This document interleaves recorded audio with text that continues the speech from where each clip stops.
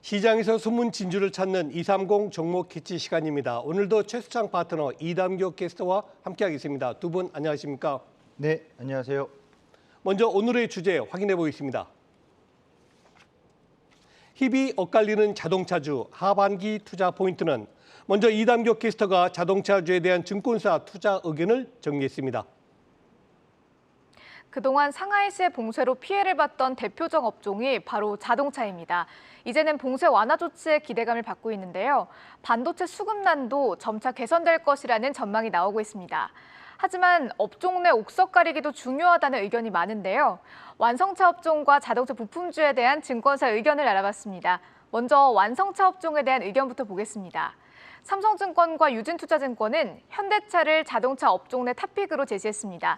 먼저 현대차에 대한 의견부터 보시죠.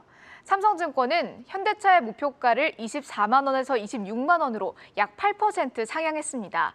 현대차 한국 공장의 은퇴 인력이 증가했다면서 인건비가 감소했다는 호재를 제시했는데요. 또한 제네시스 중심의 프리미엄 전략으로 수익성이 개선되었다고 설명했습니다. 현대차가 소나타는 8세대 모델을 끝으로 단종할 계획이라고 밝혔습니다. 유진투자증권도 현대차를 긍정적으로 평가했는데요. 미국 전기차 신공장 증설 등 투자 모멘텀이 호재로 작용할 것이라고 전망했습니다. 또한 아이오닉5가 미국 전기차 판매 5위를 달성했다면서 전기차 부문의 성장에 주목했습니다. 다음은 완성차주 중에서 기아에 대한 투자 의견도 보겠습니다. 삼성증권은 기아도 자동차주 중 탑픽으로 꼽았는데요. 기아의 목표가를 12만 원으로 약 14% 올려 잡았습니다. 내년까지 실적이 성장할 것이며 낮은 고정비가 기아의 강점이라고 밝혔는데요. 올해 매출액 대비 고정비 비중이 2.6%로 현대차보다 약 1.6% 낮다고 설명했습니다. 하나금융투자의 의견도 보시죠. 하나금융투자는 기아의 전기차 성장 모멘텀에 주목했습니다. EV6의 글로벌 판매가 올해 10만 대를 넘어설 것이라고 예상했는데요. 또한 EV6에 더해서 하반기에는 신형 니로 EV가 출시된다고 밝혔습니다. 그러면서 기아의 전기차 판매 비중이 기존 8.5%에서 9.5%로 약 1% 증가할 것이라고 전망했습니다. 다음은 자동차 부품주에 대한 의견도 보겠습니다. IBK 투자증권은 현대모비스에 대해서 하반기로 갈수록 악재가 거칠 것이라고 내다봤습니다. 현재는 완성차보다 낮은 수익률을 기록하고 있는데 하반기에는 가동률 개선 및 물류비 부담이 완화될 것이라고 전망했는데요. 또한 현대차 주요 3사의 전동화 투자 계획이 동사에 긍정적으로 작용할 것이라고 밝혔습니다. 그러면서 현대모비스의 매수 의견을 제시했습니다. 다른 부품주도 보시죠. 삼성증권은 SL에 대해서 긍정적인 의견을 제시했습니다. 현대차의 미국 전기차 공장에 동반 투자가 예상된다고 밝혔는데요. 또한 자동차 부품 램프 부문에서 판매처가 다변화되었다고 설명했습니다. 기존의 고객사였던 현대차와 GM에 이어서 BMW와 스텔란티스를 확보했다고 밝혔는데요. 목표가는 기존 4만 원에서 4만 3천 원으로 상향했습니다. 지금까지 완성차주와 부품주에 대한 투자 의견 알아봤습니다. 네, 차량용 업계 최대 이슈 중 하나죠. 이 차량용 반도체 수급난이 지속되는 가운데 하반기에는 좀 이 반도체 수급난이 회복될 것이라는 전망이 속속 나오고 있습니다. 최수창 파트너님, 네. 이 반도체 수급난이 어느 정도 해소가 되면은 당연히 생산량 회복될 거란 말이죠. 이 네. 반도체 이 수급난이 해소가 된다면 완성차 업계 좀 실적 어느 정도 미칠 것으로 보세요? 우선은 그동안의 자동차 업계 전반적으로 반도체 수급에 의해서 판매량이 저조하다, 부진할 수 있다라는 우려가 계속 나왔었는데 예. 이제 개선될 가능성에 대해서는 상당히 높게 업계에서도 많이 보고 있다라는 점이죠. 그렇다면 주목할 것은 판매량이 얼마나 증가할 거냐거든요. 근데 그 이전에 판매량이 증가하기 전에 반도체 수급난이 개선됐다고 해서 꼭 국내 현대차, 기아차가 많이 팔리는 법은 없는 거거든요. 그렇죠. 근데 그동안에 보면 반도체 수급난 속에서도 판매 호조를 보여줬다는 거, 실적에서 매출 증대를 보여줬다는 이 포인트를 본다면 어떤 브랜드 내놓고 있는 신차 판매에 있어서 큰 효과를 보고 있다. 대표적으로 제네시스 브랜드가 6년 만에 글로벌 판매 10만 대를 돌파했다는 점 상당히 고무적으로 볼 수가 있겠고요. 더욱이 친환경차에서 EV 차량을 내놓는데 현대차에서 아이오닉인데 아이오닉5 같은 경우가 벌써 글로벌 10만 대를 1년 만에 예. 전체 국내에서도 많이 판매했습니다. 국내에서도 이제 3만 7천 대 정도 판매가 된 걸로 알고 있는데 글로벌 1년 만에 출시한 지 10만 대 넘었다는 건 상당히 고무적인 상황이다. 그렇다면 이 판매량의 어떤 누적 판매를 잠깐만 볼까요? 최근에 반도체 부진으로 인해서 판매량 자체는 전년 동기 대비해서 감소했습니다. 이것이 현대차인데요. 누적 판매 전년 동기 대비해서 전체적으로 국내나 해외에서 약 10% 정도가 감소했고, 기아차 같은 경우 보시면 예. 전년 동기 대비해서 감소한 게 현대차보다는 덜 소폭 감소거든요. 근데 이 부분에 있어서 감소는 했습니다만 1분기 실적 매출을 보면 상당히 증가한 부분이 나왔다는 점. 예. 일단 반도체 수급 개선이 될 경우에 향후에 2분기 이후에 하반기로 갈수록 판매량 증가는 더욱더 고무적으로 나타날 수 있어서 이거는 뭐 자동차 업계에 있어서 아주 긍정적인 소식으로 우리가 모멘텀을 잡았으면 좋겠습니다. 네, 그렇군요. 국내 9,300개에 달하는 자동차 부품사 중에서요. 네. 참 전 놀랐는데 미래차 부품은 불과 2.3%밖에 못 만든다는데 어떻게 옥석 가리기를 해야 될까요? 이 부분을 전체적으로 보면 안 좋게 볼 수도 있는데 실제로 옥석 가리기 하는 어떤 환경이 변하기 때문에 네. 친환경차 같은 경우 이제 전기차는 뭐 조사 기간마다는 다릅니다만 그러겠죠. 수치가 또 오늘 조사한 자료 따르면 2025년도까지 전 세계의 친환경차 판매량이 한 3천만 대에서 2,800만 대, 예. 2030년도에는 6천만 대 수준인데 6천만 대 수준이라면 전체 자동차 시장의 30% 이상의 비중을 차지하게 되거든요. 이런 경우에 부품사들은 10% 이상은 사라진다, 감소된다. 그리고 인력도 뭐 3만 5천 명, 국내에 한해서 얘기하면 예. 이게 나온 언론 보도에 따르면 9,300개의 부품사 중에서 213개, 약 2.3%만 친환경차에 관련된 부품을 생산한다라고 예. 알려져 있는데 차후에 순차적으로 이제 친환경차에 대한 사업부에 대해서 투자를 하고 준비를 하겠죠. 그러겠죠. 예. 그렇게 그런 기업들은 살아나면서 향후 성장성의 모멘텀을 받을 거고, 만일 엔진 기관, 정확히 엔진이라든가 이 변속기 쪽에서는 부품사들이 친환경차에서는 아예 사라진다고 보시면 됩니다. 그리고 네. 엔진에 뭐 피스톤이라든가 이런 거 생산하고 있는 기업들은 사실상 친환경차 시대에는 도태할 수밖에 없는데, 이런 부분들을 자동차 부품 업체들이 새로운 신기술, 친환경에 관련된 부품으로 전환하는지를 주목해야 되는데, 저는 오히려 이게 위기가 아니라 기회로 봅니다. 이유인즉 새롭게 신설된 사업이라든가 친환경차, 전기차 관련된 부품을 뭐 생산하고 기술을 확보한 기업, 생산 라인을 만든 기업들은 새롭게 성장 모멘텀이 강화될 수 있거든요. 그런 예. 대표적인 몇몇 기업을 좀 말씀드리면, 일단 성우하이텍 자체를 개발하는데 이 회사는 전기차의 차체도 생산하고 있고 배터리 케이스까지도 생산하고 있거든요. 네. 준비된 예. 사업을 하고 있다는 얘기고, 그 다음에 SL 같은 경우는 LED거든요. 헤드램프. 이거는 뭐 친환경차나 내연기관차는 큰 영향은 없다라는 점. 근데 오히려 친환경차나 전기차 쪽은 LED 램프의 탑재 수가 더 늘어나기 때문에 더 매출에 대한 증대 효과가 있다라는 점. 그리고 네오티스 같은 회사는, 이 회사가 어떤 회사냐면 샤프트예요.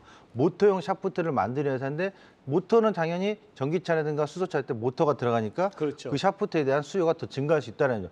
또 하나 이 회사는 플래치 BGA라고 해서 이 PCB 쪽에 이 BGA, 플리츠 BGA 같은 경우 약간 판이 두꺼워서 레이저로 가공해서 구멍을 뚫었는데 이걸 레이저가 힘들거든요. 한계가 예. 있다 보니까 이 회사가 CNC 드릴이라는 것을 만드는데 이에 따른 수요도 있다라는 거. 최근에는 뭐 PCB 기반 업체들이 많이 투자를 하지 않습니까? 네. BGA 쪽에. 그리고 또 하나 있다면은 DTR, 정확히 DTR 오토모티브인데요.